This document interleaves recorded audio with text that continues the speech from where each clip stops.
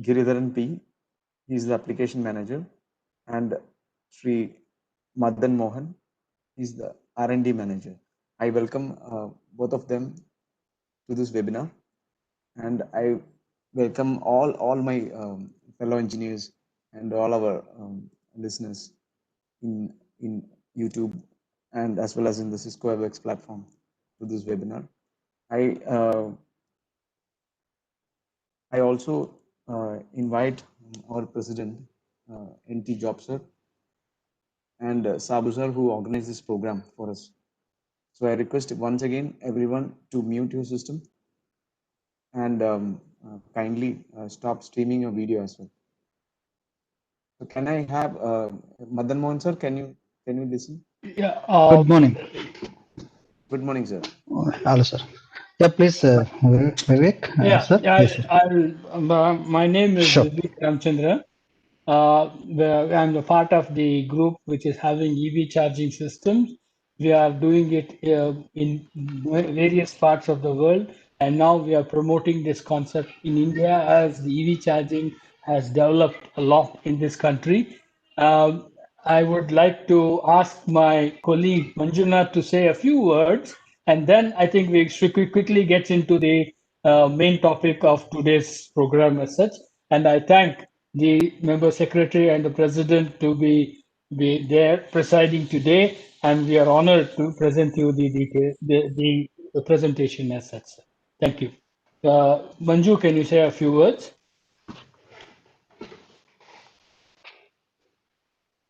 Hello, Manju? Hello? You can hear me? Yes. Manju, can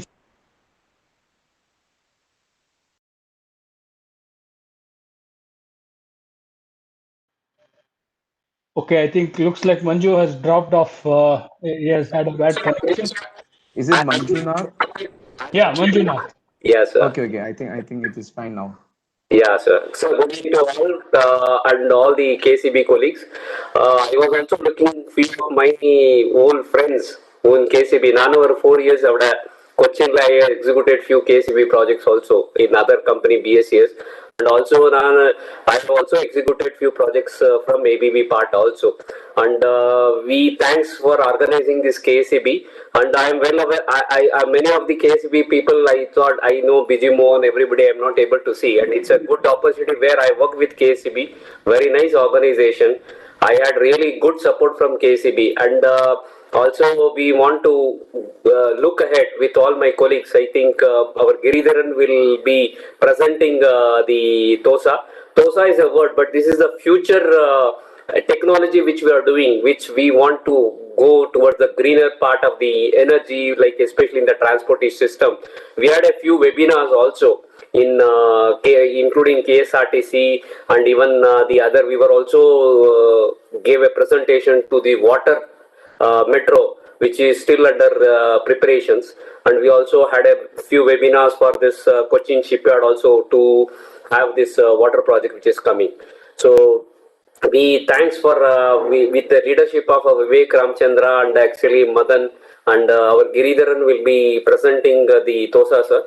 So this TOSA is a word actually. Now it is a different name. I think in few those things slides where our Giri will start to explain you.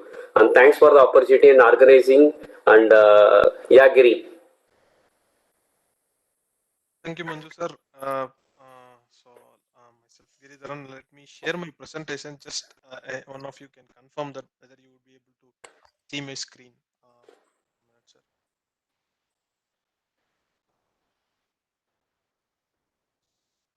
Yeah, Giri, desktop. Yeah, we can see your presentation. Thanks, sir. Thank you.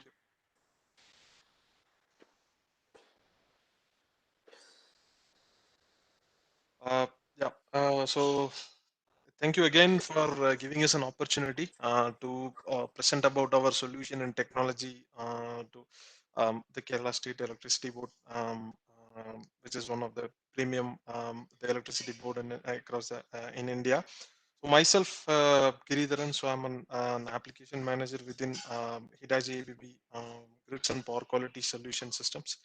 Let me quickly jump into the topic, which we are about to see today. So that is, in the presentation slides and then even the invitation you might have seen TOSA, but TOSA is something that it's kind of an acronym. But as such, the solution is considered. We call it as a grid e-motion solution. So that is applicable for all the large scale e-mobility things like that. Starts from the four wheelers or even the buses, HTVs, and then even the rail application. So the grid emotion is such. I mean, is the product. The segment, or I would say, it is a solution name. The grid emotion is the proper word when it comes to referring that particular EV charging application. So without taking much time, I would like to start on the presentation. So basically, before starting the solution presentation, the thing is, we have totally three different kind of solution varying on the different application requirement.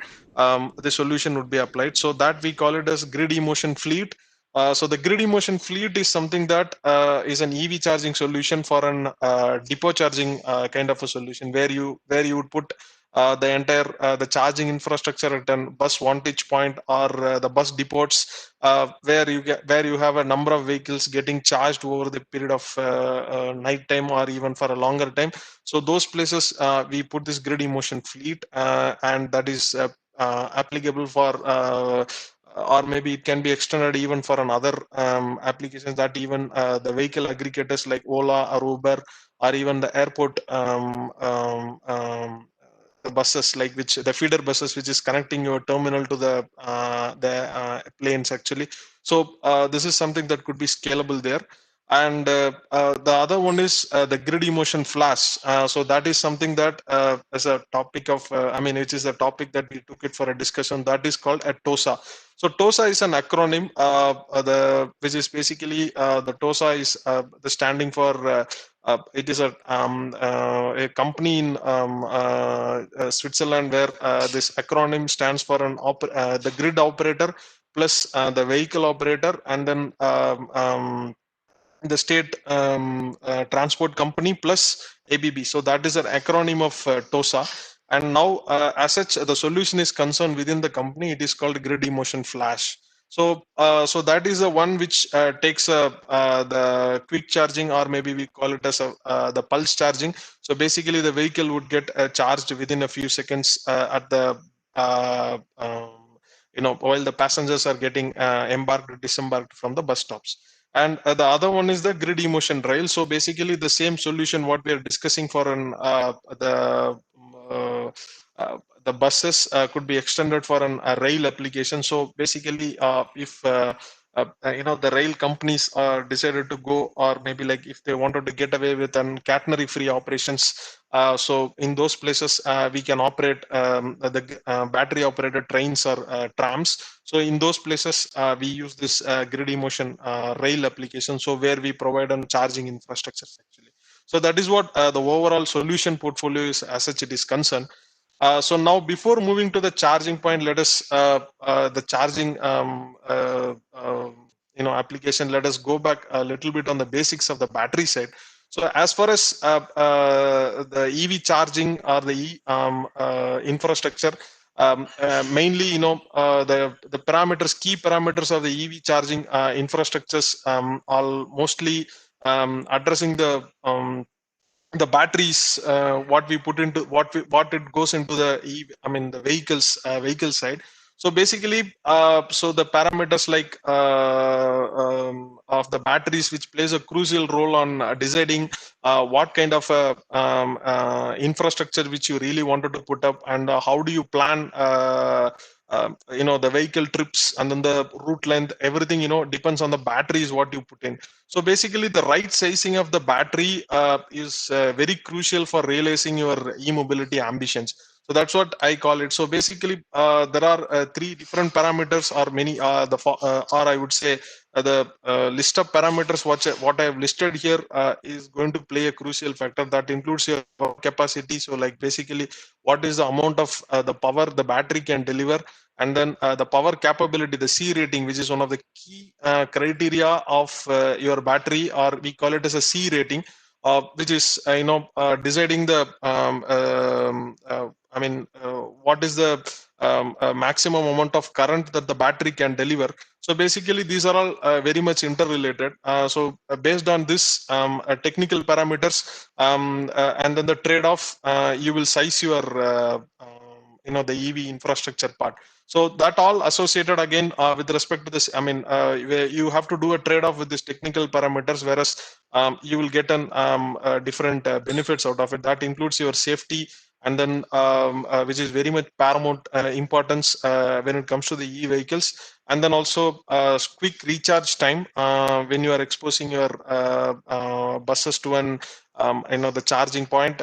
You need to get your vehicles charged within a shorter frame of time. So when you are selecting the battery, when you are selecting such a kind of batteries, it is going to directly impact on your the charging time which you are going to expose it at the depots. So these are all some of the battery basics which you have to consider before we go for an EV charging equipment actually. And when it comes to the charging strategies, we have the different kind of a charging strategies. So that includes the overnight charging at the depot, where typically, this is the topic which I would like to, I will discuss this for another 5 minutes, and then later I will give it to my colleague Madan. So he will discuss about the flash charging, or the TOSA, where the pulse charging is discussed, where we quickly top up the vehicles within the the passenger embarkation time actually. So now at this point we have 3 different charging strategies. So one is this depot charging, where typically the buses are expected to come to the depot over the night, where the state of charge of the battery, which is at the at somewhere around 20% or somewhere, and over the period of night, the buses will get charged, and then it will again come back to the 100% charge. So when the buses depart from the depot, the charge of the battery is expected to come down from 100% to the fixed SOC, which has to be maintained actually. SOC is nothing but the state of charge of the battery. So with this only charging strategy at the depot, you have to plan your the charging infrastructure, or maybe the battery sizing has to be done in such a way that the buses has to be can cover the entire route length for a day. So that is how the battery sizing would be done. And there is also another the charging strategy, so which is the terminal charging. So the terminal charging is like when the buses are moving from the depot to the terminal, it will have the waiting time at the terminal. So during the waiting time at the terminal, the buses are expected to get again top up their battery. So thereby again the the power is getting topped up from some 90% to somewhere close to 100%. So that is what we do it at the terminals. And the flash charging is something that where the buses are expected to get power top up at the selected bus stops. So these 2 topics will be discussed by Madan. So I will discuss about the depot charging over here. So the depot charging is something that what we do it here is like I'll tell you the principle of the operation, what we do it at the depot charging. So if you look at the conventional and the approach, what the domestic application or the present the technology providers are doing is like they're taking directly the power from the grid, and then it is stepped down using the transformers, and it is connected to an low voltage distribution boards, and from there again it is connected to the individual, or I would say distributed the charging infrastructure, where AC to DC is happening, and it is again connected to the respective buses. So in this fashion, the entire the process is somehow distributed approach actually. And for each the charging point, the chargers are required, which are very commercially available in the market. And then also the thing is what all, I mean, the thing is like it is again with a distributed concept, whereas if you are putting such kind of a large number of chargers on a single point, it has got a large impact on your grid, because there are many harmonics, and then also plus number of conversions happen at the same time has got an impact on your grid. So that is what typically it is done, but it is not really advisable to do it at the depot level. And what we are doing it actually in the present scenario is like we take the power directly from the grid, and we convert the power from the high voltage to the medium voltage or low voltage. It is directly connected to a rectifier where the power is AC is converted into DC, and then it is converted into it is passed on to a DC bus. And from there we have a DC-DC converters which will again and distributed to the respective the charging points. So depending on the SOC of the battery at the buses, the DC-DC converters will deliver the power. So with this approach, we do a bulk power conversion at a single point, where in which the harmonics are maintained at the at the stipulated level. I would say even we would do a better the power quality maintained at the PCC. I would call it as a point of common coupling. So there we maintain a good power quality compliance. And then the THD is also less than 2% or 3%. So that is what we do typically in the depot charging solution. So this could be scaled up to even 5 megawatt or even 10 megawatts. So depending on the number of vehicles, this could be very easily scalable. And depending on the depot size, the infrastructure can also be scalable actually. So like for example, at the depot side, it is not just only about providing a charger solution. Rather, it is completely the management of your bus depot. That includes the fleet management. Like for example, we can, depending on the traffic condition and simulation, and then also depending on the the SOC of the battery, we can advise the bus base where the buses has to go, and then also what kind of buses are expected at another 15-20 minutes. So those kind of management we can do it at the depot level. Plus, if there is any renewable if at all you want to do one renewable integration at the depot in order to reduce the impact on the grid side, then that is also possible. So we can do an energy management system by integrating all your renewables at the grid, from the grid to the at the depot side. Plus, depending on the depot layout and then the size of the land available, we can even prescribe what kind of a depot the parking bay has to be done.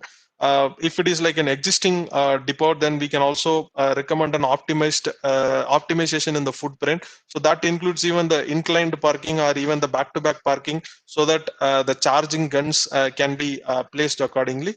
Plus, also this solution can be containerized.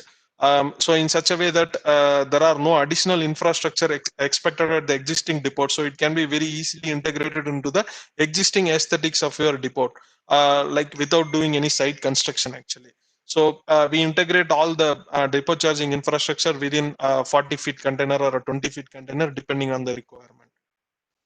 So when it comes to the buses, there are different the connecting terminals or the are anticipated. So that includes the charging gun. So the charging gun is basically meant to be for an lower current applications. So basically, it can even take, I mean, if at all you want to do one slow charging, then the charging gun would be a better option. And then it is also has got some standards established. So that includes a CCS2 connection or the CHAdeMO RGB by T.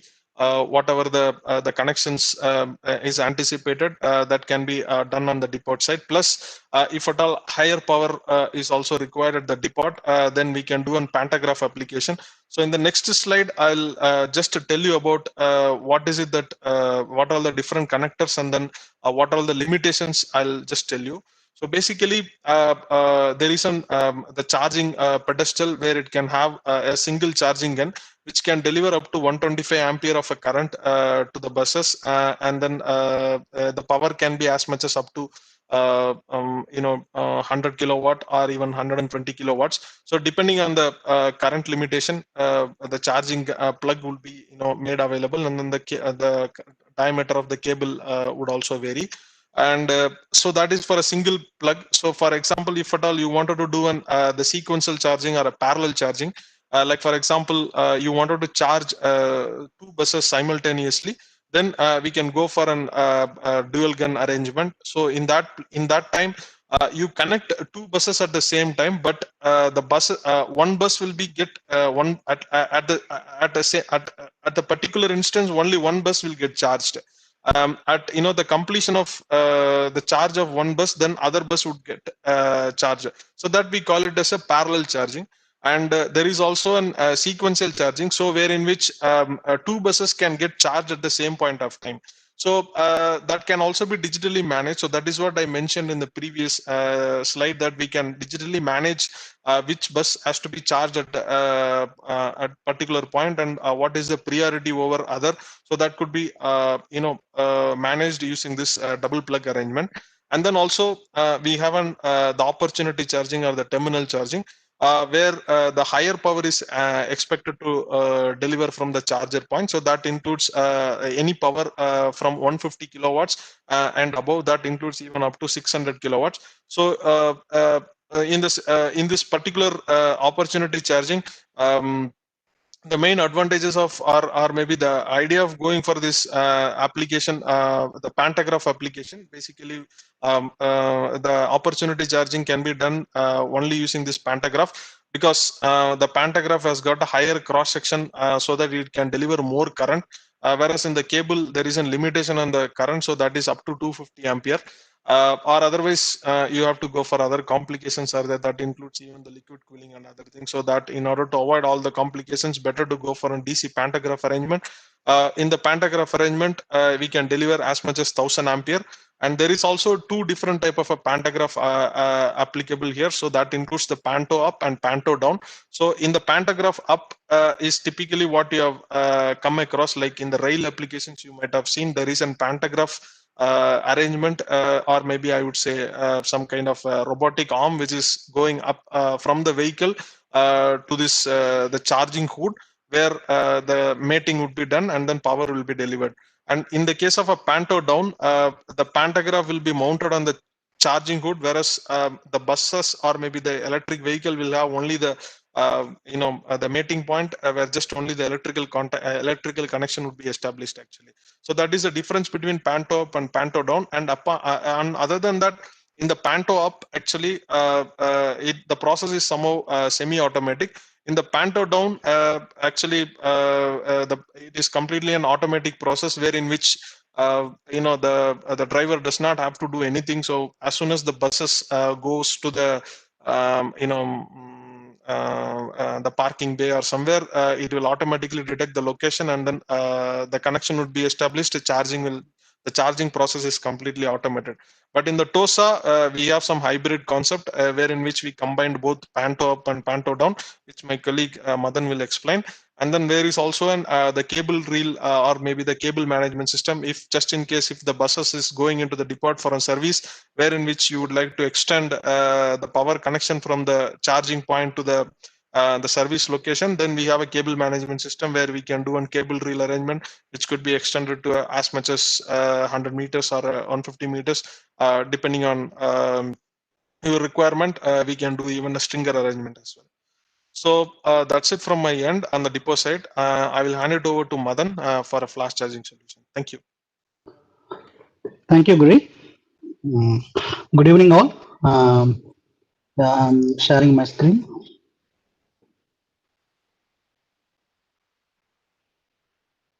Yeah, Madan, it has come. Yes, please. Okay, thank you.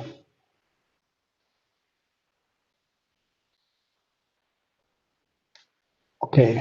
One second, Madan. I request the audience, in case there are questions, you can interrupt, or we can have the session at the end also. So it can be made lively by an active discussion, so that we can be able to answer your points.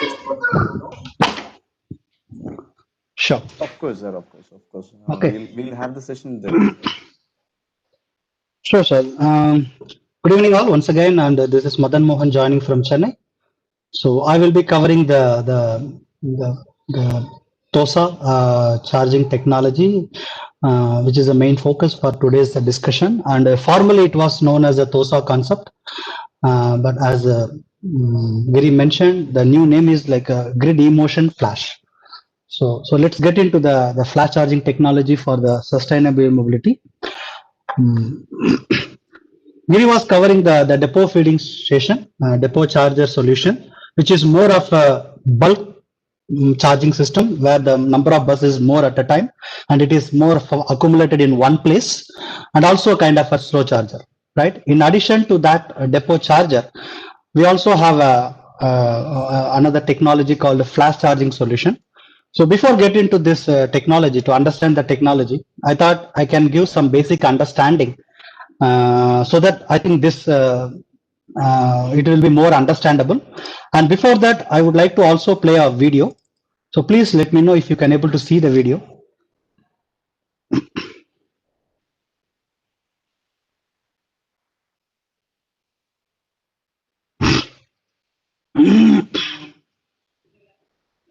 We can see the video. Okay.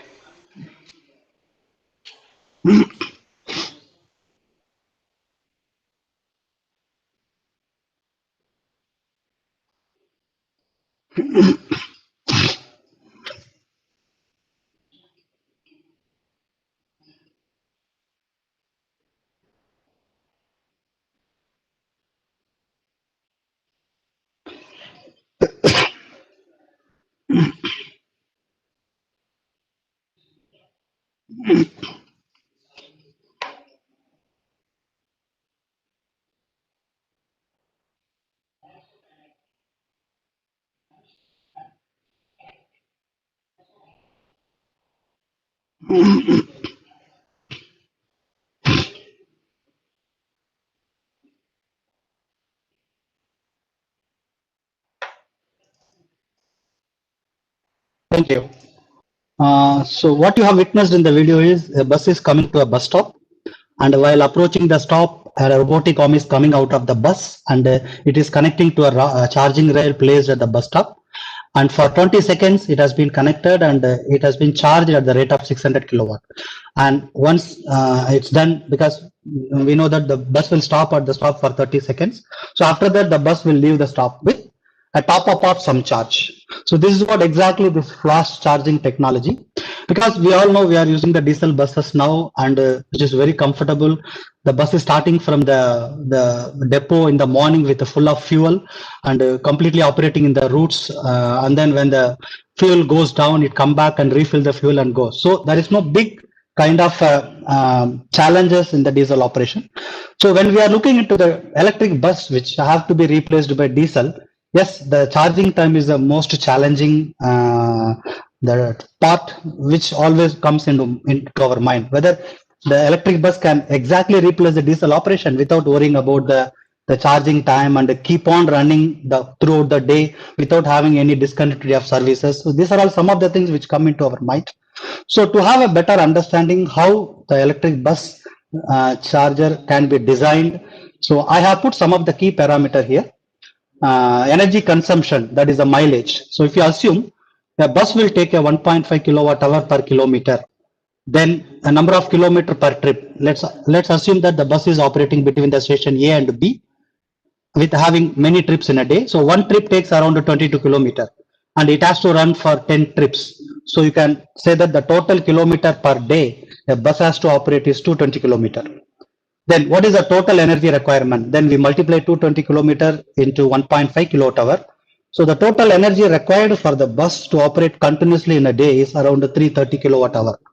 So it is clearly says that we need to have a battery which is equal or greater than 330 kilowatt hour. Then we put some limitation that I want to always keep my state of charge of battery 30%. So we add 30% more with the 330. So we'll end up in 429 kilowatt hour. Now you can see 429 kilowatt hour is the minimum battery size. You need to put it in a bus if you want to operate continuously the bus in a full day between the two stations. Then how about charger? If I'm installing a charger of 100 kilowatt, then for the complete charge of 429 kilowatt, you can see it will take around 3 to 4 hours. And again, you need to see how many number of buses you want to operate. So this is about the 1 day calculation, which exactly fit into the depot feeding station, which was discussed by Green. Now I'm minimizing it instead of calculating for a 1 day. How it will be for a 1 trip calculation? Can we have some optimization? Yeah, let us consider the same 1.5 kilowatt hour per kilometer, same 22 kilometer per trip. Then only if you multiply 1 trip into the energy consumption, then we need only 33 kilowatt hour. Instead of 499 or 330 kilowatt hour, we need only 33 kilowatt hour per trip for the bus.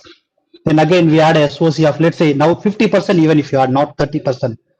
Then the maximum battery capacity, we get only 50 kilowatt hour. Right? Then the type of charger, again, if you go for 100 kilowatt or 200 kilowatt, you can able to charge the complete battery within 30 minutes. If you go for 200 kilowatt, you can charge it in 15 minutes. And then you can again plan for number of buses, how frequently you want to operate, whether you want to operate for every 15 minutes or 30 minutes. So that's a separate calculation. But when you consider a 1 trip calculation, you can see there is a drastic reduction in the battery requirement in the bus. Why we need to reduce the battery capacity here? It is proportionally, it takes the weight, right? So you are carrying a huge amount of battery weight in the bus instead of carrying a huge amount of passenger, because the bus is meant to carry the passenger, not the battery. Because if you see 1.5 kilowatt hour per kilometer, maybe in that 0.2 or 0.3 kilowatt hour will go in carrying the battery itself. So that it's a kind of a, like we are wasting the energy to carry the battery instead of carrying the passenger. So our TOSA or the flash charging technology will exactly help for this particular scenario. Like you no need to calculate the battery and keep the battery in the bus for the whole day. You can only plan it for a trip, but on the go, you can keep on top of the charge in the battery so that it will exactly give a replica of your diesel bus operation. Right? You start from point A, you go to point B and then come back. Now you can see there are 4 stations. You can see there are 4 stations in the middle. So you start from A at the 100% charge. So when you keep on moving towards station B, definitely there will be a drain of charge in the battery. So what you do, anyway, you are going to stop around 10 to 15 minutes in A and you are going to stop in 10 to 15 minutes in B. These are called terminals where the bus will stop before the next trip. You make use of the time. So you can put the charge for 5 minutes or 10 minutes. So you can top up the charge. This is one thing. Second thing, not only at the terminal, the middle one, the red ones are called bus stops, where the buses are stopping for 30 seconds to offboard and onboard the passenger. So within the 30 seconds, can we make use of some time, like a 15 seconds or 20 seconds? Again, you top up the charge so that you never allow the charge in the battery to come down less than 50%, even in the worst case, so that you can keep on run the bus between the stations throughout the day. Then only at the end of the day, you can bring the bus to the depot, and whatever the charge is left, for example, 70% or 80%, only for remaining percentage, 20 or 30%, you put it in the depot charger so that you can charge again back to 100%.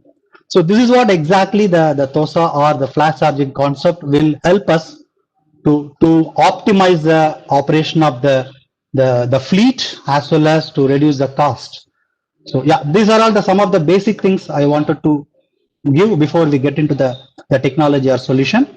So from the discussion, the summary is that The charging time, which is the major challenge that we have in electric vehicle, is majorly influenced by the following factors. One is the charging converter rating, whether you are charging at 100 kilowatt, 200 kilowatt, 300 kilowatt, depends on that your charging time will come. And number of charges on the route, how many charges you are putting on the route, so that you can distribute the charging time in route. Instead of accumulating the charging time only at the depot station, you distribute the charging time. If it is a 1 hour, you just put half an hour in the depot, 10 minutes in the terminal, and the remaining time in the bus stop, so that you no need to wait. You bus no need to be on ideal on one place in the depot for a long time.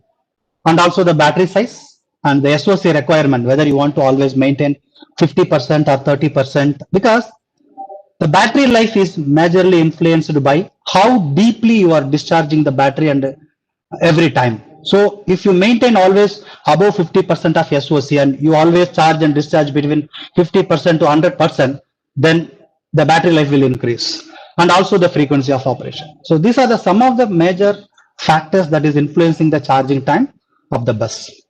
So let's get into the technology. There is a tier 3 technology. One is the depot charger, which is of a slow accumulated charging at one place and which require a large battery size. You can see the picture 1. Many number of buses are parked in the depot and it will be charged at the depot when the buses are idle in the depot. The second one, like I said, a terminal. The buses are always going to operate between a station A and station B. So you install a charger at the terminal where the buses generally stop for 10 to 15 minutes. Make use of the time, charge it so that you can reduce the battery size from large to the medium, and relatively the charging capacity, the charger capacity is more than the depot charger. You can see the 2 where the buses starts in a particular station. The third one is flash charging, which is typically installed at the stops where the buses are only stopping for 30 seconds to offboard and onboard the passenger. Make use of the time. In a 20 seconds, you can quickly top up. It's not even 100%, but at least you can quickly top up the charge for 5 to 10%, so that every time when you drain the charge, when you are operating the bus, the charges have been keep on top up on the route.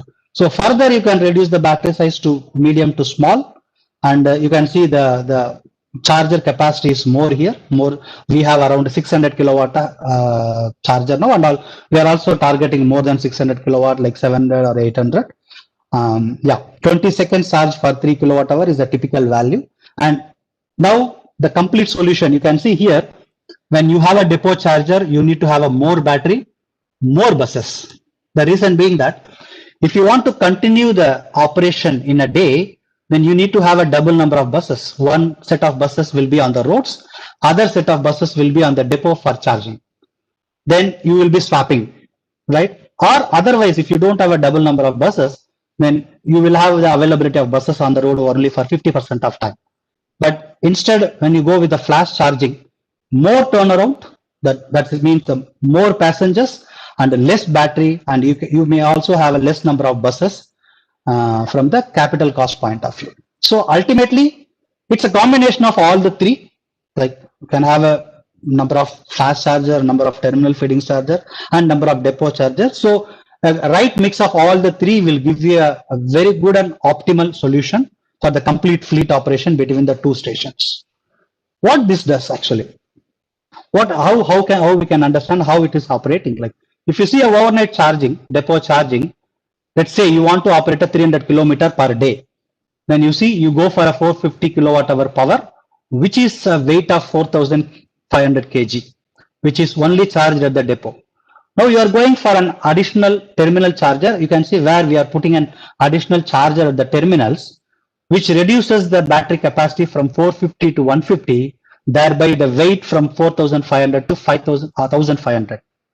And further going down, flash charger, in addition to the depot and terminal, you are also including some of the flash charger at the stops, which will further reduce your battery capacity to 80, thereby the weight of the battery. And the charging time at the depot is totally reduced or minimized when you have a mix of all the three technologies. Yes, coming to the converter configuration, the flash feeding station coming from grid with a transformer connected to a AC-DC converter.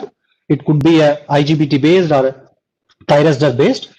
After that, we will also having a energy storage unit. It's a kind of a battery where the battery will be continuously charged from the grid, and at the end of the charging station you have a charging pole. This configuration you might have witnessed in the video itself, that in one of the bus stop there is a charging pole is standing where the bus is coming and connecting the robot, and in adjacent to the charging pole you will have a set of converters and then a transformer. Now the charging pole, when the buses comes, there is a connection between the charging pole and we call it as an energy transfer system. The robot which is coming out of the bus will be connecting. What is the charger capacity? If it is a 300 kilowatt or 600 kilowatt, it's the design related, and it's also you can design based on the requirement and route. So for the given time, a charge will be pumped from the energy storage device to the battery in the bus. And the terminal feeding station, the configuration is exactly same as the flash, except we don't have a energy storage unit here. The reason being that when you put a charger at the flash charging station at the stop, you may be operating the charger at full capacity like 600 kilowatt.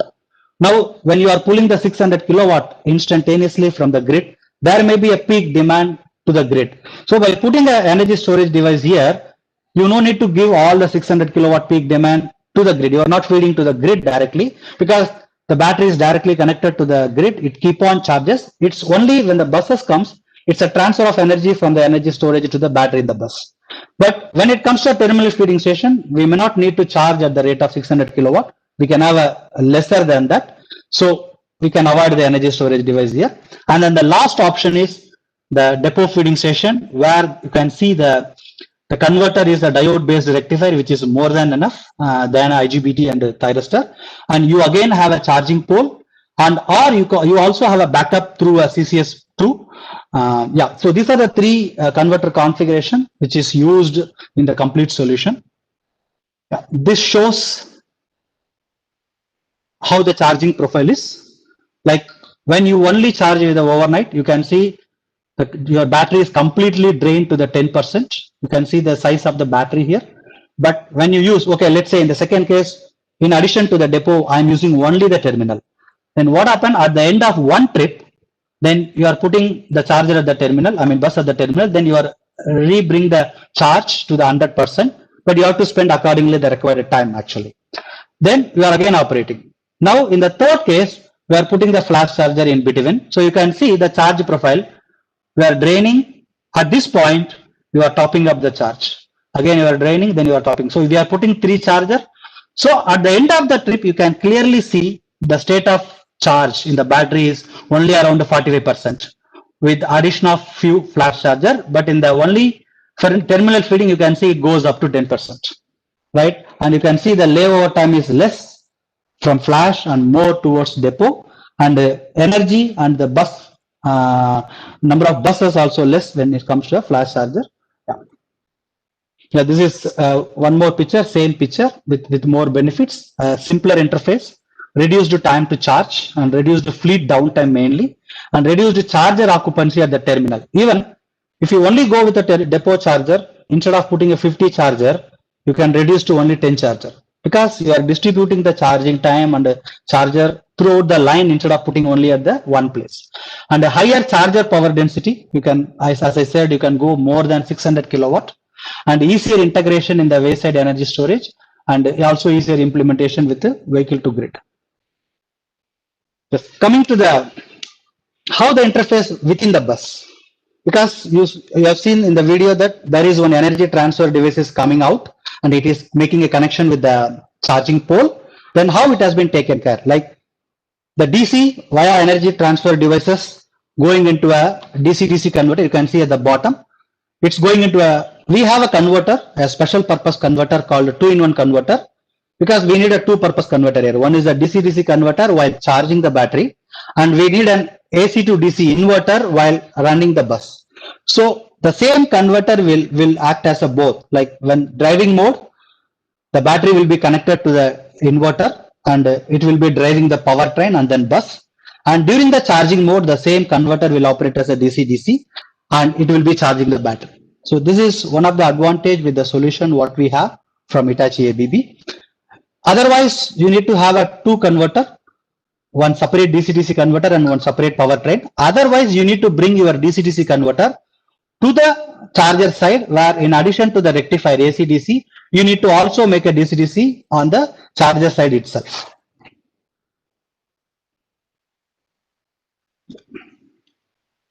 Just another 3D model.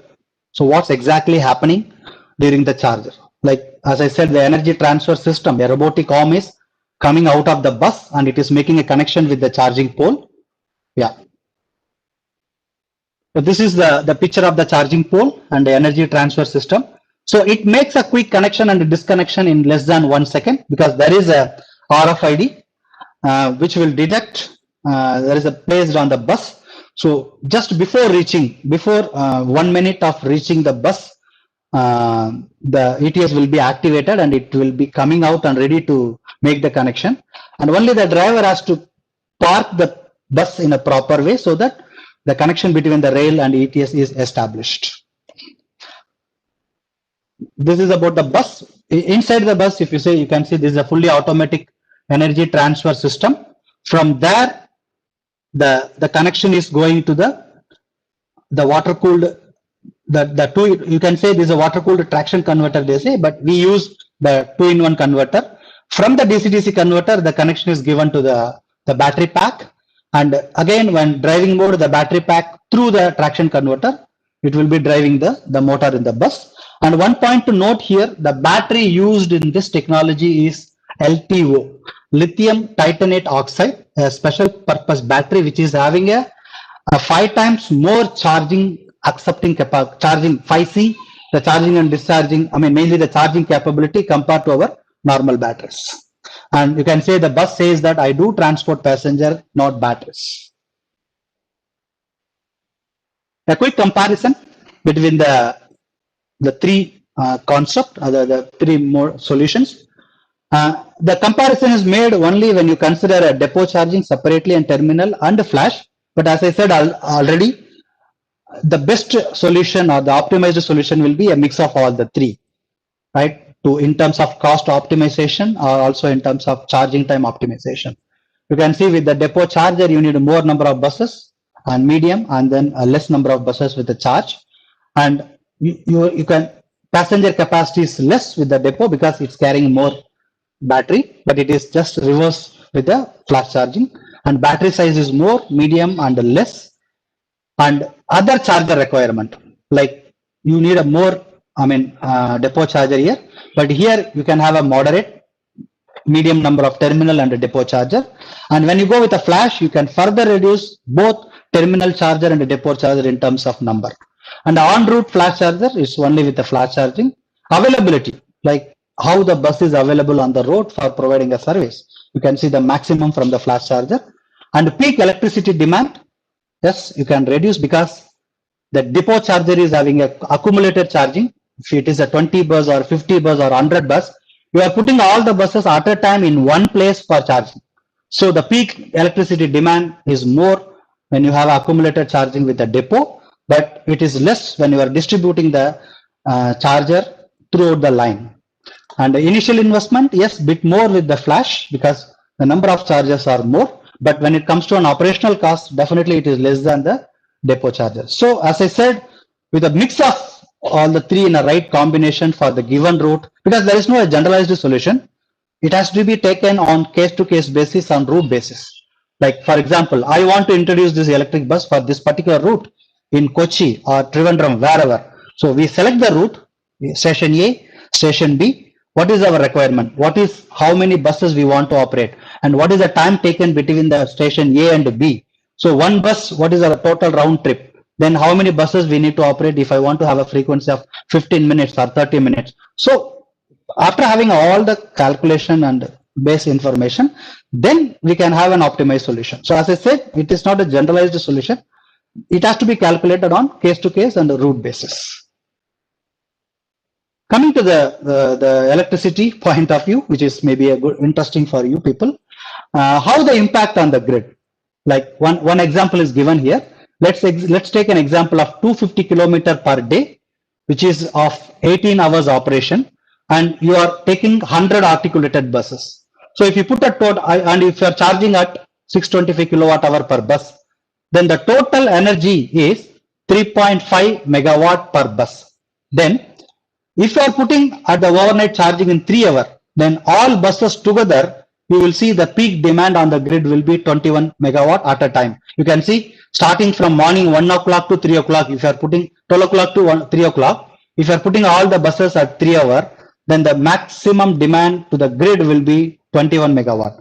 Okay, instead of 3 hours, okay, I may be increasing to 5 hours. Then starting 5 o'clock, sorry, 12 o'clock to 5 o'clock, if you are putting, we will reduce the peak demand at the rate of 12.5 megawatt. This is with the overnight charging. Instead, right, charging at the stops. If you start charging at the stops, like you can say that the terminals, then you can reduce the peak demand to 7 megawatt. Otherwise, when you are going with the like charging on portions of with the flash charging solution throughout the day, you can see when the bus is starting at 8 o'clock till 12 o'clock, when it is in operation, it keep on charging. At any time, the maximum peak demand to your grid will be only 3.4 megawatt. So you can see the difference between the 21 megawatt, 3.4 megawatt for the same cases with the number of buses for the given case. So this is one of the big impact from the grid point of view. Yeah. And then just to summarize, like the timetable, like you can keep the timetable as exactly similar to your diesel bus. You no need to have an ideal time of the buses or the service is out from the road. So you can keep up the timetable. High passenger capacity due to the less battery and the long life of the battery. As I said, by this technology, you can maintain the more than 30 or more than 50 SOC of the battery. So you don't bring the battery down. So you can increase the life of the battery and also the grid compatibility in terms of peak demand at any time. And light infrastructure at the depot. Yes. Coming to the third part, Giri was mentioning we have a three portfolio. We have a three product in the portfolio. One is a grid emotion fleet, which is a depot feeding solution. Grid emotion flash, which is this fast charging and flash charging solution. And then grid emotion plan. As I said already, this is not a generalized solution. For each and every case or each and every route, the design and the planning has to be done in a detailed way. So we have a tool, we call it as a FreeCAD previous name, and now it's a plan. Like it is mapped with a Google map. It's like a app, Ola app. You can go to the tool and you can give the starting station and you can give the ending station. And then you can also place the stops, where and all you want to keep the stops.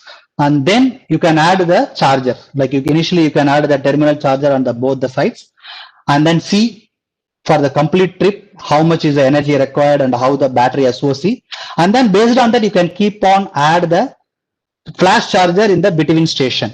And in this planning tool, it also consider all the parameter, like what is your maximum speed, what is your average speed, and also it takes the environmental concern, like what is the road condition, do you have any flyover, right, how the traffic condition, and then what is the climatic condition, right, and what is the passenger density and what type of battery you are using, right. So all the factors that are influencing the mileage of the bus in terms of battery energy has been taken care in the tool, and finally it will give you a kind of a proposal that how many number of buses you need, and what is the total route length, and what is the time taken for the trip in one way or two way, and what is the total energy required, and what is the total energy consumed by the battery, because this may vary, depends upon the driver skill and the route condition, maybe sometime the traffic condition which may vary,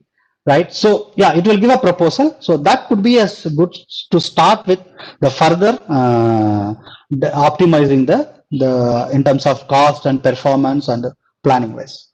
Yeah, so this is about the tool that we have, which will help to give a optimized proposal. In addition to that, we also have asset management, like also because there are going to be a number of chargers that are going to be installed in the route. So it is important to make sure that all the chargers are working and the chargers are available for providing the charge when the bus is coming to the station at any time. right? It will not be the case that when the bus is coming to a stop and but the charger is not working. So it may affect the schedule, or it may give a disruption to the service. So from that point of view, yeah, asset management and SCADA system, like even the some of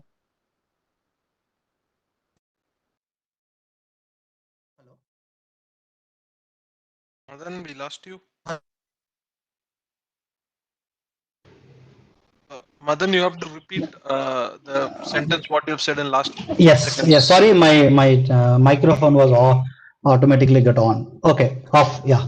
So I was talking about that it is important to measure the parameter from the bus charging station, how the things are operating. So we have a complete asset management and SCADA system also. Like when it comes to a fleet operation, yes, you can see the vehicle dispatcher, infrastructure manager, and a traffic controller, and a workshop engineer. And it in organizational needs point of view, we have a perfect hierarchy of the people and the responsibility starting from the CEO and management, because it's not a single entity's solution. It's a because many people are involved here, like at least three people. One is the infrastructure developer, like who are making the charger, and the energy provider, like utilities, and also mainly the OEMs, because this technology is possible, very much possible with a very good collaboration with the OEM, the bus manufacturer, because the bus has to be adapted for the technology with required onboard equipment. So it become very important to have a proper communication and the collaboration, more than collaboration, the coordination of all different people. Yeah.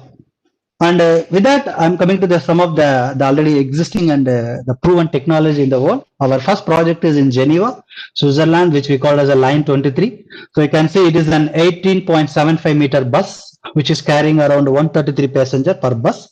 And you can see there are 50 stops in the routes, and out of which only 12 fast charging stations are enough to meet the requirement of the continuous operation from the bus. And at the stations, it is charging at the rate of 600 kilowatt in 20 seconds. So some of the statistics that 10,000 plus passenger a day travel on the route, and per year how many kilometer, and the reduction of carbon, etc. And the second example from France, which is even a bigger bus than the previous one, which is a 24-meter length. Yeah. And then another one which is ongoing now in Brisbane, the Brisbane Metro project, bus project. It's a combination of both bus and metro. Yes, some of the quick highlights. The world fastest connection in a less than 1 second for charging, and the full system view of energy needs from smart grid to the onboard batteries.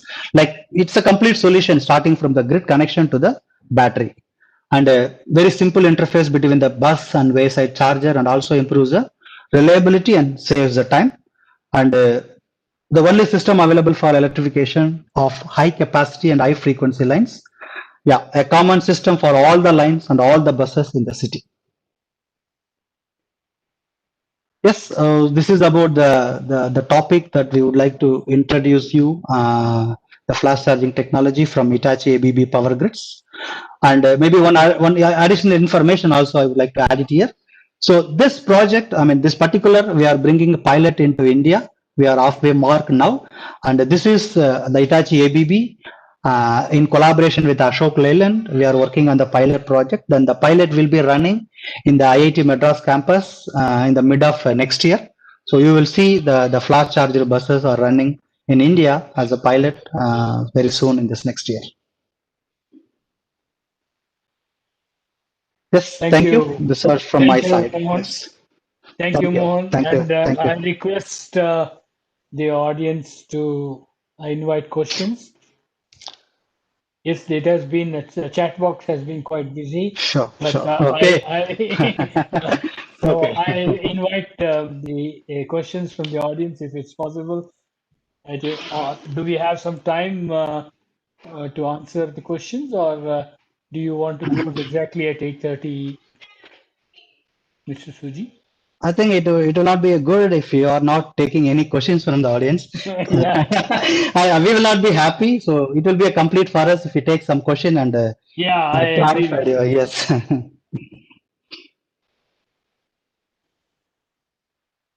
Yeah, it's a great session. Thank you once again from our side, KSEB Engineers Association side. So we had a couple of questions already in the chat window, Yes, and sir. I think most of the things have been answered. Okay. Can I pick some question which I feel something interesting or I can able to answer? Sure. Okay. You should. One is that are the roads in Kerala cities suitable for deploying such a buses? Right. I can say that it will not directly suitable for all the normal loads what we see here, right? Because you can see that there are some charger infrastructures to be installed, which need a quite good amount of space. And I mean, so from that point of view, yes, I can say we can start with this technology with the right places for now. That's why we have chosen also this IIT Madras is a right place. So there are some right places for the this technology to be implemented, but we believe that moving forward, this is one of the technology which will attract and can be implemented with developing the road infrastructure and other thing. It need not be within the city. It can be an intercity also, because in intercity we have a very good highways and we have a very good sub roads. So the intercity with a 100 kilometer, let's say, two cities are between 100 kilometer. So this is a very good technology for connecting intercities with the good highways also. See, I have been in Kerala for almost 3.5 years, so I know the Yeah. routes.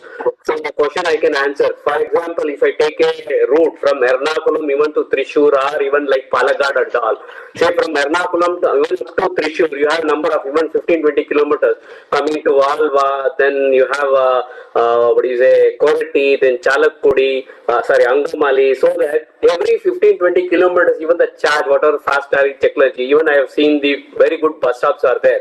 Their infrastructure generally is very clear that it will be easily possible in Kerala. So the roads is not a question or challenging for the fast charging technology, if I say. So it's very good. And even though Kerala always adopt this green, because I have seen being it's very green, so this gives a very good technology for them too. And the major thing what I want to put from my point is, as this, especially when this collaboration or something comes, majorly electricity, wherever it comes from the KSEB, like if it is a utility where they have to take. So their part as a challenging, if they impose or if they say this is a good technology, if they propose, it is a good promotion for all of us. That's my view. You can add anything in that way. I have a point here to add to Manjunath. You see, where as Dr. Mohan said, that flash charging is slightly more. But if you take care of the totality of the cost, the total cost, be it coming from the number of traffic which you will evacuate, will be higher number of people will be there. So the revenues will be high. You will be having much lesser disturbance coming into the grid. So the extra infrastructure to dampen the spikes as well as the frequencies.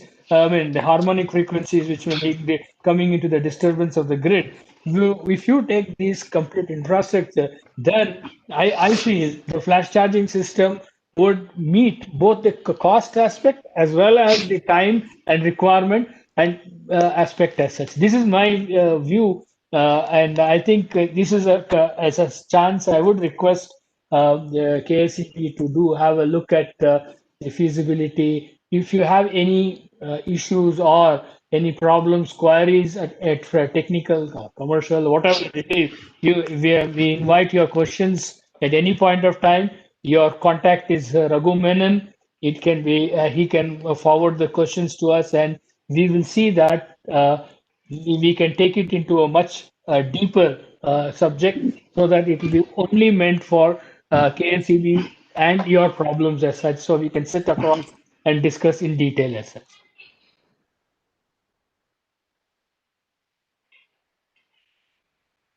Yeah, sir. Thank you.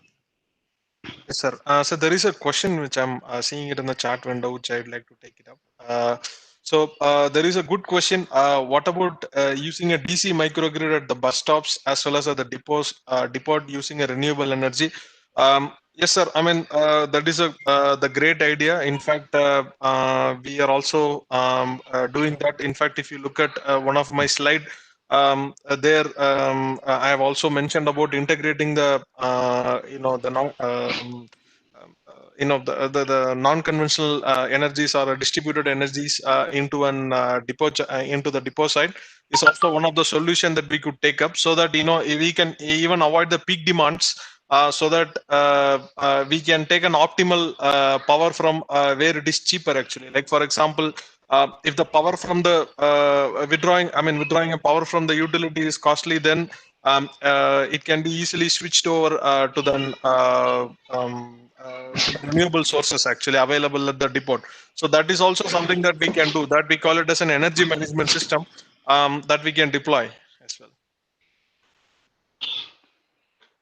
And one more question, I see whether personals are required in charging station to keep the right terminal and supervise the charging process. No, it's fully automated. So we don't really need a person in the charging station to monitor and supervise it. Yeah. That is also one of the thing which because I just wanted the good context to answer this, because I thought of just explaining this, but then it would go. Otherwise I will be speaking very plainly. So the right context is like, for example, it is mostly the depots are an labor intensive, like at the present case. But now in the case of an e-mobility application, the drivers are the conductors are not really expected to do any kind of a additional work in case of the charging or something, because they are paid to do only for in certain countries, or maybe even in places where labor unions are they say that I'm intended to do only the driving, or do only the conductor work. I don't really do this charging and other stuffs actually. So in those places, we can even optimize those scenarios. So we can entirely automate the process, and then we can even do the fleet management even. Yeah, I'm just showing the demonstration in the Geneva, how the things are operating in a reality. You can see there is an ETS is coming out before reaching the bus stop, and there is a physical connection. And you can see at the time that people are just onboarding and offboarding the bus. I hope you can see the video, Giri. Yeah, Madan. Yeah, thanks.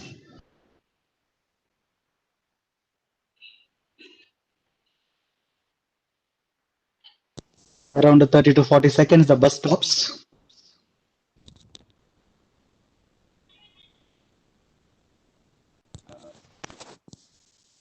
So this is what happening in every bus stop. Yeah. Good evening, sir. My name is Sunil Kumar. Actually, I missed your initial. At what voltage, sir? Actually, you are charging, flash charging? 600 volt DC, sir, at the charging pole. Oh, 650 volt. The DC is available at the 600 volt in the pole. Okay. And you have a DC-DC converter to adjust it according to the charge of the battery. Maybe it may vary from 400 to 900 volt according to the SOC of the battery. There is also one more thing I would like to add upon the Madan's reply, sir. So basically, the SOC is one of the key factor what we are discussing, which is nothing but the state of charge of the battery. Where as I mentioned in one of my slide, the right sizing of the battery and right selection of the battery would even converge the voltage spectrum what we are discussing actually. Like for example, Madan has mentioned 5C battery. So the 5C battery, which we are discussing about the power discharging capacity of the battery. So for which there is an the rated voltage at which this battery can intake, and then at what voltage, what is the peak voltage this battery can take up. So depending on the individual type of the batteries put up at the buses, this could be optimized actually. So we can bring down the spectrum of a voltage coverage that we are doing at the DC-DC side, so that we can even bring down the cost as well. Yeah, that's right, Giridhar. I think in India, we are quite cost sensitive, and we would like to match as close as possible to the diesel run buses, IC engines as such. So if you really see, the SOC of the batteries is important in sizing because almost 40% of the bus cost would come to the battery cost as such. So if you are able to decrease the size of the battery, the viability of the complete project per se increases, the revenue becomes more because more number of people would be transported. And other is that compared to both the ICE engines as well as the electrical buses would be that the number of moving parts in an ICE engine is over a few thousand, whereas in case of a DC system, it is in the range of less than 50 moving parts as such. So the maintenance as well as the predictability of the maintenance requirement can be also be monitored as Mr. Madan had touched upon this. Now we can monitor that into the system so that we can stop the buses, utilization of the buses at the time when we see that there is going to be a maintenance failure. So the idling of the bus is reduced to the minimum. So the maximum frequency, the efficiency of the complete system increases, and hence the viability of the complete project increases. I think somebody had asked a question about the cost. That's what I just wanted to reply this as such.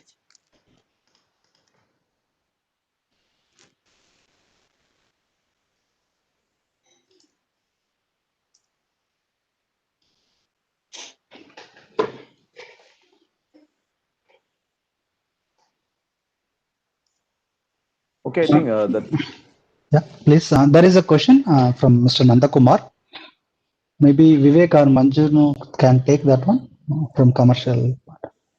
What is the roadmap for rollout of e-buses on a commercial basis? Well, sir, I would like to take that. See, I mean, as far as government of India has done, I think we have done. I mean, as government of India has done a pretty big, a large amount of work on this particular area, and a lot of work is also going on. Yes, India is a complicated country. So many different variations are there. So they are looking at this has already started. If you see the implementation has started already from the lower end, that is the two-wheelers, three-wheelers, four-wheelers, that is the cars and other things. The has been quite clearly defined by the government and the requirements as such, and also the specifications requirement has gone pan India, which is more or less stipulated as such. But in the case when it comes to mass transport, like buses or intercity buses, intracity buses, or heavy goods transportation, or as Mr. Dr. Madan pointed out, the rail which is there, which is also being thought of in 3-4 major cities in the country. It is still not crystallized to an extent we would like to have, but I think the government is talking to a lot of people. Nitya Udyog is talking a lot to the various people to get and crystallize the idea what would be the best solution for the country as a whole, because this would involve a lot of transfer. I mean, there should be a one complete rule like a diesel we can put in any place and any point of the time at any state or any district. So there should not be any variations as such. So I think this is some thought process is going on. We have not yet reached. I think we are quite ahead if you compare in the other parts of the world, but we are not yet reached where countries like China or some of the North European countries have reached. We have a little more to fill up. I think we should be able to do that.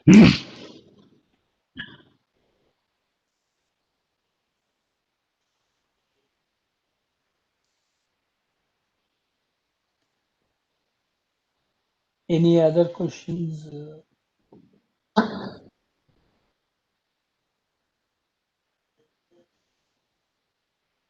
So when this IIT Madras project will be implemented? The plan is to run the buses in the month of May.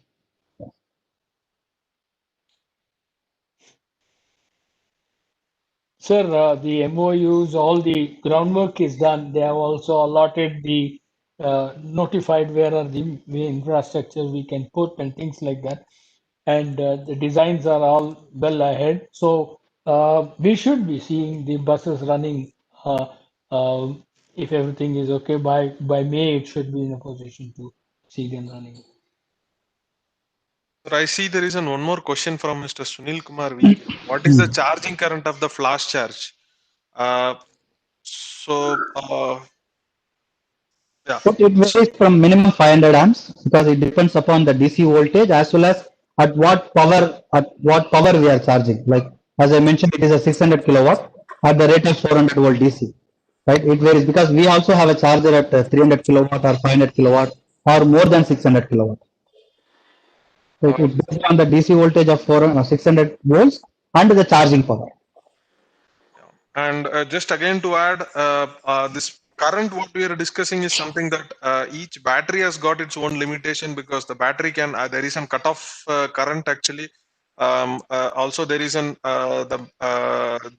limitation on the battery side at which what is the maximum amount of a current that you can expose your battery. So that is also one of the limitation. Otherwise, on the charging infrastructure, there are no such limitation. But with respect to the pantograph application, what we are discussing, we can drive as much as 1000 amperes actually. Yeah. And there is another question about the 21 megawatt. This 21 megawatt was shown as a peak power demand only when you put all the buses together under depot station, not with the flash charger, not with the flash charger. When you have for this particular example, when you have a flash charger, it is minimized to 3.5 megawatt at any time, instantaneous power peak demand to the grid. I think that's what Dr. Madan was saying. If you put a depot charging system, then you as an utility will have to cater to these kind of contingency of peak demand and things like that, which will be coming onto your system. So, which we have to reinforce your grid. Whereas if you have a combination of depot terminal as well as flash charging, then the peak will come down. So the infrastructure, the grid itself will take care of these fluctuations as such. Yeah, from IIT project, there was a question of kilometer. It was, you can say it's an internal transportation of people and the family professors in the IIT campus. So it operates between the 3 stops, and the total round trip take will around 12 kilometer. That's the total kilometer of one round trip. And for 12 kilometer, it is enough to have a one charger for the complete trip. That's why, as I said already, the number of flash charger and the power rating and everything based on the case-to-case basis. What is your route? What is the kilometer and everything? Yeah. Another question is what type of motor is used? It is fully with the OEM because it's a decision of the bus manufacturer, like what kind of motor they want to use, whether it's AC motor or DC motor. Yeah. So.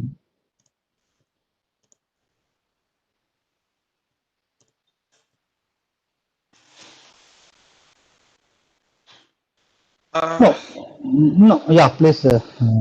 Yeah, there is another question. Like I understand, one from Mr. Vivek, that the battery life is dependent upon the number of charging and discharging cycle. Do you think that flash charging strategy will reduce the battery life? This is a question from Mr. Vivek. Yeah, Madan, please. Yes, actually, we are not pushing the charge or forcefully pushing the charge, high charge at a high, I mean, very quick time, which is having only a capabilities of 1C and 2C. Right? We are not pushing the charge to the lithium ion battery. We are pushing the charge, and our converter design also mainly up to the capabilities of the battery. So as I said already, for this flash charging solution, we are using an LTO battery, lithium titanate oxide, which is 5C more than the normal battery. So based on that capability of battery only, we are designing the converter. That's why we can able to go up to 600 kilowatt plus.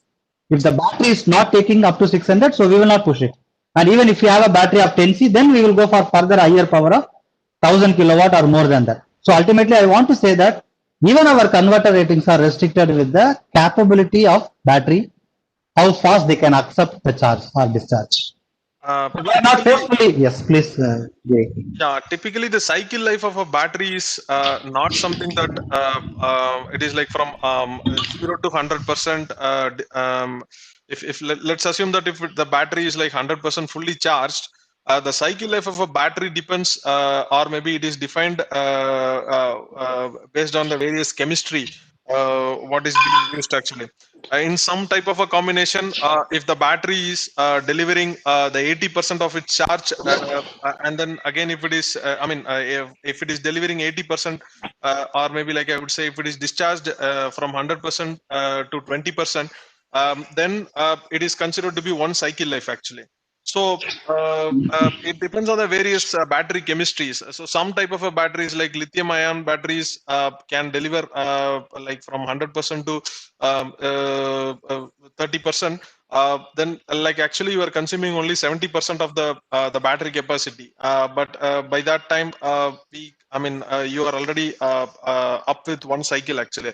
But in a different batteries, like what Madan has mentioned, LTO batteries, it is not such actually. It can even the discharge, the capacity of the battery may be even more than 80 to 90%. So if it discharge only 90% of the capacity, then only it is considered as a one cycle time, or maybe like one cycle. That is why when I mentioned it has to be properly trade off based on the application. So the battery sizing is much more important when you have to have the proper the e-mobility implemented on in the in your transport infrastructure.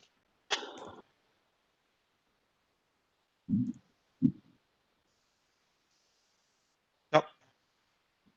Okay, there are more questions coming up. One question regarding the Trivandrum Kochi route, sir. You mentioned about 200 kilometer and you have a booster, and you are asking how many charging points. As I mentioned already, the 200 kilometer is your requirement, and now you have to see what is your mileage of the bus, whether it is a 1 kilowatt per hour or 1.5 kilowatt per hour, then how much the SOC you want to keep it. So this is accordingly, then we can decide the number of flash charger required between the two stations. There is also one more question, Madan. They're asking how do you rate the C type of a battery?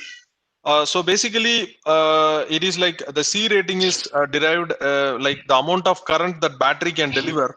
Like theoretically, it is calculated ampere hour divided by the 1 hour. Like for example, if you have an 10,000 milliampere hour battery with 1 hour, it can deliver as much as 10,000 milliampere. So in that case, it can the capacity of the battery is around 10 amperes, and then we call it as a 10C battery. It has to be properly calculated. That is a factor. We call it as a power capability or the C rating actually, which I can share it later. Like post to the call, I can share it. Sir, there is a question again from you on the same topic. How TOSA identify the batteries? From my understanding, this is a specification of battery which is coming from the battery manufacturer. How much charge the battery can accept from the manufacturer of the battery.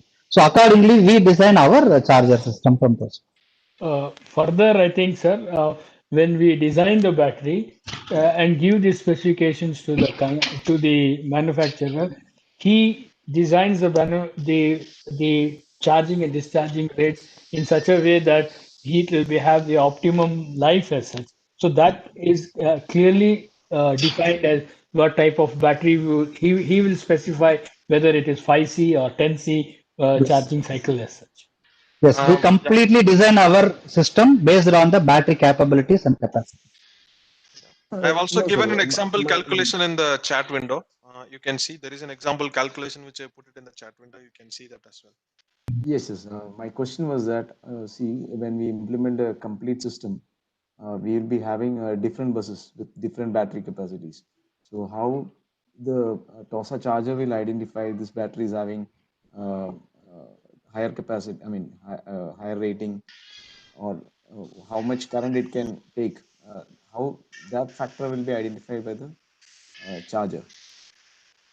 Okay, based on our design so far, let's say if you are taking a one fleet, like between two stations, one route you are deciding and you are going to implement this EV for one route, then as per our design so far, all the buses are considered as an identical design and having identical battery capacity, which is operating between the stations. I hope you got my point, sir. Okay, okay, got it. Because when you have a difference in battery, then I mean, like as I said, it has to be for another route actually. So this is how the complete system design and planning is working for this particular technology now. And Yeah. and then So this will also, be as far as the TOSA is concerned, it is like whatever the pilot or whatever the project we have executed, it is done with an LTO batteries, where the batteries LTO battery, the as such, the by its design, it has got a larger cross section on the anode side, so that it can take more number of, it has got a better cross section on the anode side, so that the battery can quickly charge and discharge actually. So that is the reason I told the quick charging or the pulse charging cannot be done with all type of batteries. The batteries which can take more higher power within the shorter period of a time is the ideal choice to go for an flash charging application. One such we have identified is the LTO batteries, which Madan has explained. Choosing and right battery is also a key parameter here actually. No, Giri, I understand this question.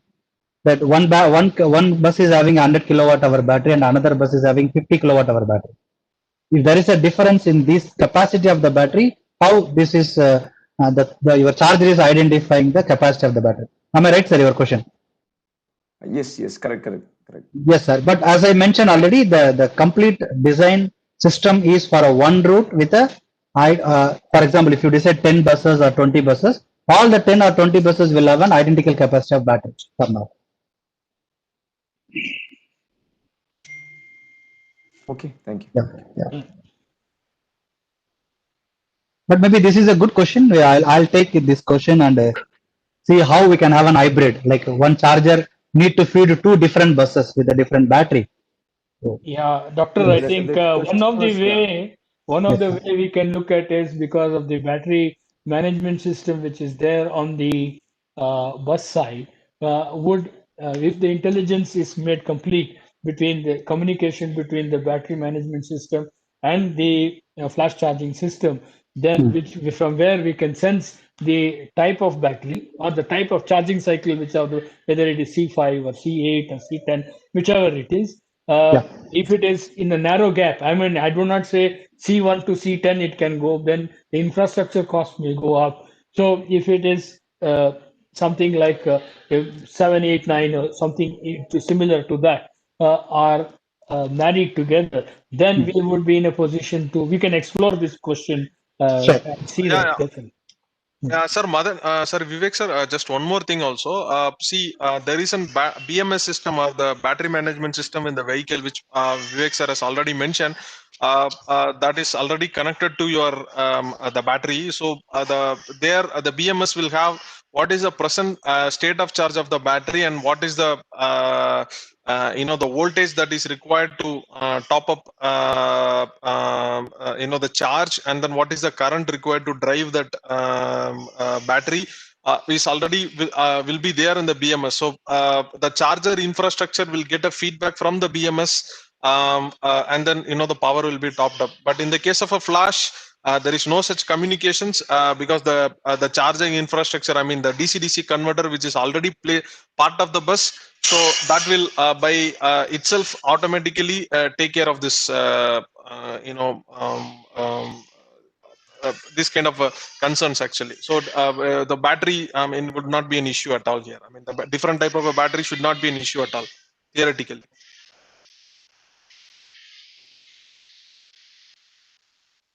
Hello, I have a question. Hello. Yes, sir. Hello, Sir, please, sir, please. Yeah, is there any technology to individually connect the cells of a battery to the charging terminal so that each cell of the terminal can be charged directly instead of charging the entire battery in a series mode?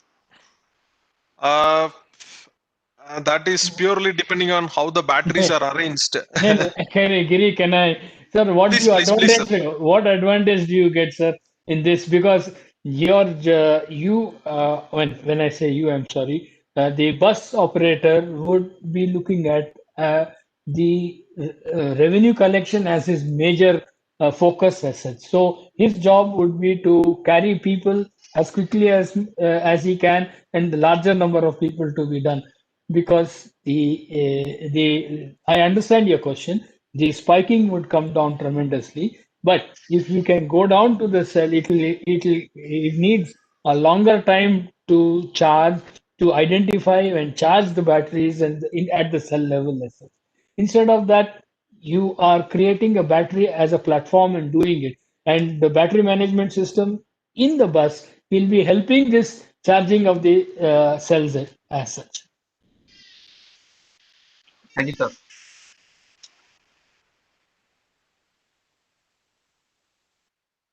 Yes, sir. We have our own management system from our own company. These are basically top-ons as and when it is required, what is required as such, and how much more complexity you would like to drive the buses, or the information which can be done. It depends upon that. We can give the complex software which can be added on top of the basic vanilla offering. And then this is also part of I would say this battery management system is normally part of the vehicle. So the vehicle manufacturer, to ensure the longevity of the, or maybe I would say to provide an the endurance of the battery, they ensure that the battery management system is made in such a way that all the cells are equally managed, or maybe like the cells in the different part of the batteries are equally charged and then discharged, so that the battery life can prolonged.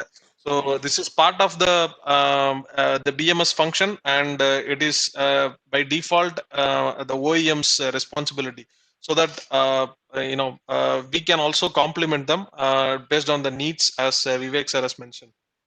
Sir, I think now at present, the government policy says that battery need not be a part uh, of the bus package. That means then the battery will become maybe attacked separately as such. In that case, when an utility or a state transport utility starts to use one particular type of battery, then I think a lot of these issues would be answered specifically, because the state utility also would like to increase their so maintenance cycle and spares management and things like that. So they would be opting for, at least in one particular major routes, one type of battery as such.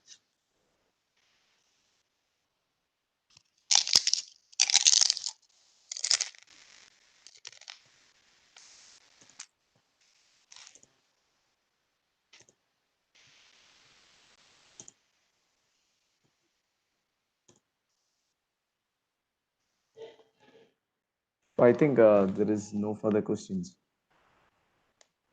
Right. Thanks a lot. Raghu Menon, would you like to say a few words, as you are the local person there and you are the local man standing there? Thank you, Vivek sir. And Hey, don't thank me. Thank the people there. Thanks for all KSEB officials, colleagues. Very interesting topic. When from the comments we understand this is very interesting topic for you, and you all liked it. So thanks a lot. We